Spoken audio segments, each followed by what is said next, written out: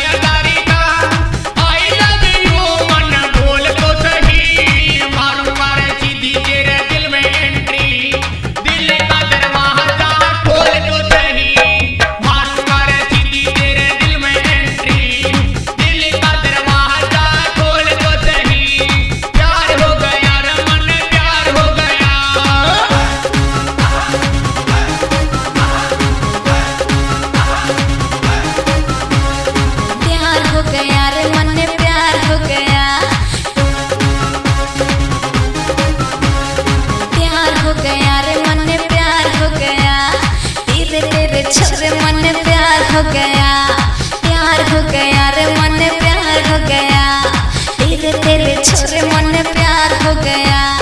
दिल की धड़कन बंद हो गई। छोरे तने यहाँ किसी बात कही, दूध में पति तने गिर के प्याऊं, कदे घर का गेड़ा मार तो सही। दूध में पति तने गिर के प्याऊं, कदे घर का गेड़ा मार तो सही। प्यार हो गया रे मन प्यार हो गया। तेरे छोरे मन प्यार हो गया।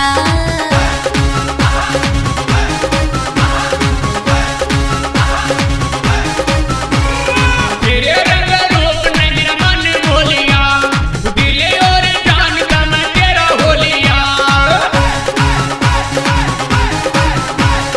तेरे रंग रूप ने मेरा मन बोलिया, दिले और जान का मैं तेरा हो लिया। प्यार से यो मेरा करार चोरी, प्यार से यो मेरा करार चोरी। दिल के तराजू मैं खोल तो सही, मारूंगा सीधी तेरे दिल में एंट्री। दिल का दरवाजा खोल तो सही, मारूंगा सीधी तेरे दिल में एंट्री। दिल का दरवाजा खोल तो सही।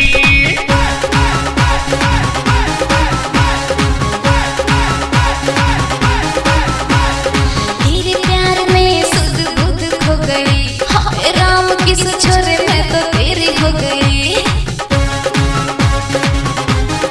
हाय तेरे प्यार में सुध बुध खो गई। राम किस छोरे मैं तो तेरी हो गई। प्यार के रास्ते पे मैं तो तैयार मिलूं, प्यार के रास्ते पे मैं तो तैयार मिलूं।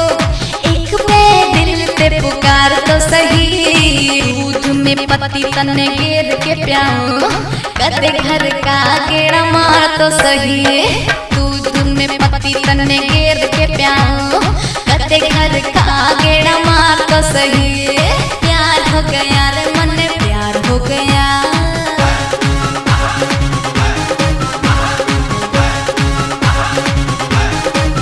तेरे दिल से पूछ के हाल से मेरा, तेरे प्यार में मन बेहाल से मेरा। तेरे दिल से पूछ के हाल से मेरा, तेरे प्यार में मन बेहाल से मेरा। पूरी जिंदगी निभाऊं साथ तेरा, पूरी जिंदगी